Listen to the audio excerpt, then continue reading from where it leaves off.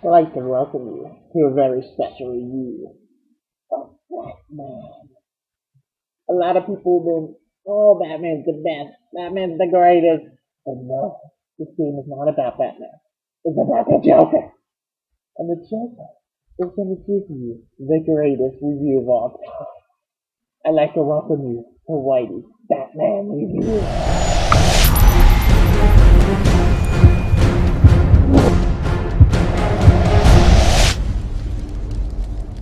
Right off the bat, you get it? Off the bat. Anyway, you'll notice Arkham City has a lot more villains, and most of them are trying to kill you. As always, the main mastermind in this one would be Hugo Strange, but honestly, besides the opening and closer to the end of the game, he stays quiet for the most part, sometimes announcing his evil genius plan. The real showrunners would be Joker, Penguin, and somewhat Mr. Freeze. The rest of the villains play kind of small roles, and sometimes so small that they feel like the reason they put them in there is just to beat their ass. The story really revolves around cures and countdowns that will change the world forever. By the end of the game, you'll probably guess what happens. Remember, you're Batman here, but I won't lie, some of the twists are actually pretty interesting and came as a surprise. On top of that, the voice acting for the most part is absolutely amazing and really bring to life most of the characters. I'm not a fan of the Batman voice at all though, and once again hurts the overall voice acting. Some say this is Batman due to the 90s cartoon. I say I read the comics, and his wooden voice makes Batman come off extremely lame. No emotion at all. I'm not saying Batman's voice in the movies were any better, but I like the 90s movies Batman voice a lot more. The story in general will make any Batman fan burst with joy after seeing all the villains on screen. I was just excited at times and found a few twists pretty interesting. But again, the lore of Batman can be much better explored in so much more depth and make it more mature instead of just throwing villains at you over and over again. Overall, it's fun and pretty exciting story, but it's not the deep story I've been really waiting for Batman to have. Getting your ass kicked 101. Seconds out.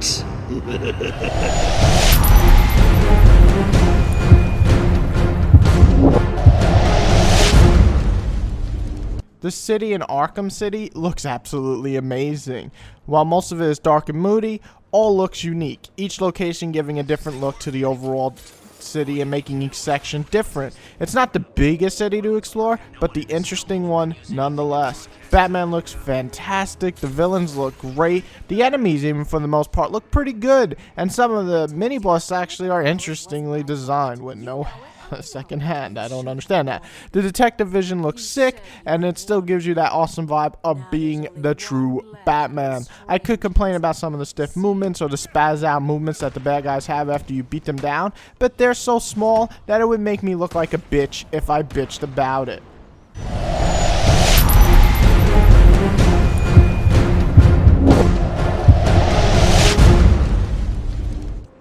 The gameplay is a big one, so I advise you to sit back, grab a bag of popcorn, and let's get down to it.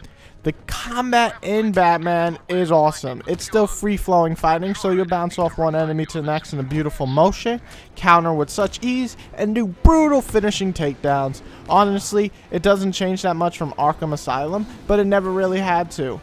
The introduce of more gadgets to combat and adding a beatdown movement in which literally you go like a Super Saiyan on an enemy and punch the fucking guy till you either uppercut him or smash your knee into his stomach is a stunning finisher. I really love the brutal feel of the combat, and though I said it's too easy in the last game, it remains largely the same to pull off a lot of the moves easily. They seem to have upped the enemy count though, making it a lot, more difficult to counter everything and making you feel like Batman when you whoop down some 30 odd enemies. The parkour in the game works well enough. I can't say I'm a huge fan of it, and I feel Assassin's Creed and Infamous do it a lot better. Just the feel of those two games gives a better and smoother parkour feel. Batman does it well enough and you won't flip out much, but the movements can feel stiff at times, and I can't say I was the hugest fan of the gliding. Still, it's not a major flaw, but I could say that I did not fall in love with the parkour of this game. It's more fun to actually fight than getting to the fight. The stealth, on the other hand, still remains one of my favorite elements of Batman. The way they blend stealth and combat is so well done. Once again, you'll probably enter detective mode and take a look around the situation. Most of the time the room will be filled with guards on different levels, and you'll have to find a way to take them all down. Maybe take the one down on the lower level, alert the others, then shoot up to the top, and while 4 other guys are checking down on the bottom, you can take out the guy that's still on top. And repeat the sequence. It's a way of feeling like the ultimate predator, and the way it works is so well done that Batman really nails the stealth part down.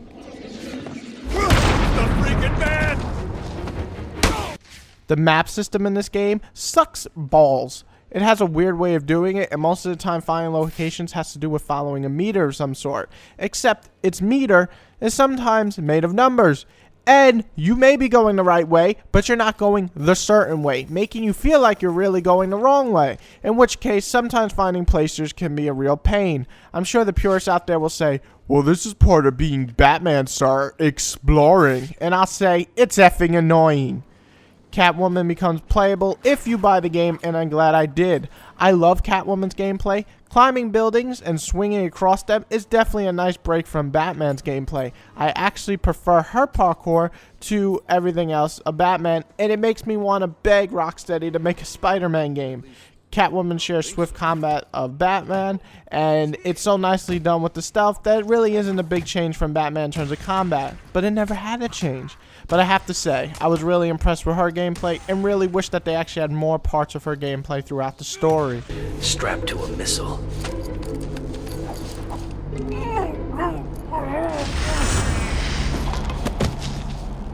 The last thing I'll speak about in Batman is the level up feature and the gadgets. The level up feature is always a nice welcome addition to the Batman universe, and you'll spend your XP when taking down enemies to upgrade Batman with moves, gadgets, and defense upgrades. Overall, the nice small RPG feature is a lot of fun to use. Now the gadgets, I'm 50-50 on. While I love some of the new additions and the overall feel of them, it makes you feel even more like a Batman.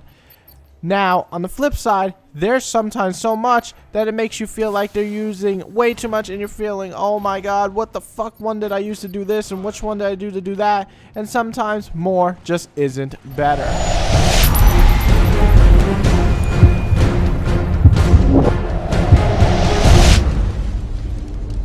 So, now the ultimate question. Did you enjoy Batman? Yeah, I did a lot. The flaws kind of remain the same from Arkham Asylum. The story once again doesn't live up to the rest of the game despite having a fantastic cast. The stiff movements on the game kind of hurt the parkour at times, and the mass amount of gadgets can be more annoying than fun. But honestly, a lot of these are small problems for most, and they affect overall my opinion of the gameplay, but maybe not yours. So if these problems sound so minor that they won't affect you at all, by all means, ignore my talk of flaws. The game gives you a robust amount of gameplay with tons of side quests, riddles, and just a nice lengthy main story to go through that you can spend upwards to 30 hours, if not more, playing Arkham City. Plenty of unlockables and challenge rooms to do, and with more character packs coming out like Nightwing and Robin, you'll be returning to Batman some more, or at least I will. I'll end this review with this. Batman Arkham City is an amazing game. It's held back by a few problems, but it topples Asylum easily. Nothing from Arkham Asylum was really missed in City, in my honest opinion. While I don't think it's the perfect superhero game, it's probably the best licensed superhero game I played. Sorry, Bats, but yo, Cole's the baddest and strongest around. You try taking down the beast. Anyway, I'll end the review by handing it over to my good friend Joker to give the final score. You're safe now. Pains me. Batman is quite a good game. And though he thinks he's the best, I kick his ass quite a few times in this game. So with that, I'm gonna give that a 9 out of 10. Pretty good, Bat. Next time, maybe they'll make a Joker game.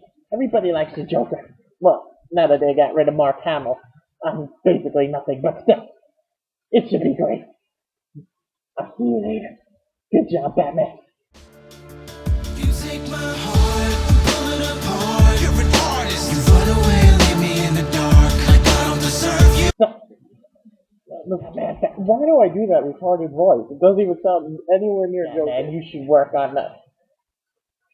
Maybe, Batman, you should join the N7 and be the Mass Effect team. How about that, Batman? How about that? You want to go into space, Batman? Batman doesn't have a cool sidekick like Harley Quinn. Oh, yeah. Oh, yeah. Harley Quinn, you got Robin, you little